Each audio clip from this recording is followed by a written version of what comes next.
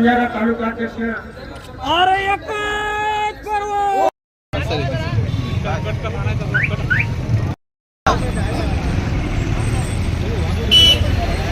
दिसून आले। त्यांची प्रत्येक आंदोलनाला मागणी वेगळी असती।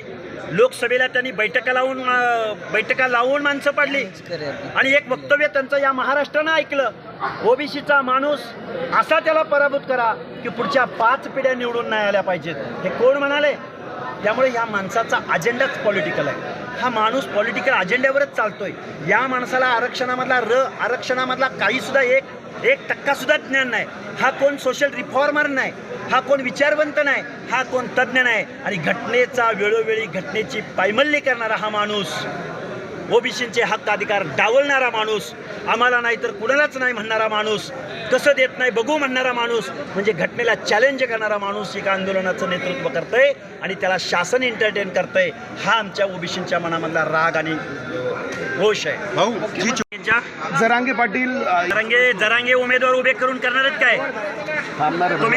मुख्यमंत्री तुमचाच आहे, आमदार तुमचेच आहेत, खासदार तुमचेच आहेत। जरांगे भूमिका असणार आहे। आमची भूमिका ओबीसी एकवटेल, ओबीसी विचारानं काम करेल, ओबीसीला मतदान करेल।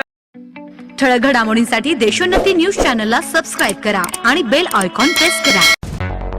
मुंबई, पुणे, नागपूर, मराठवाडा असो का विदर्भ, राजकीय, सामाजिक, शैक्षणिक क्षेत्र असो का क्रीडा, सर्वच घडामोडीचे विश्लेषण पाहायला विसरू नका। फक्त देशोन्नती न्यूजवर।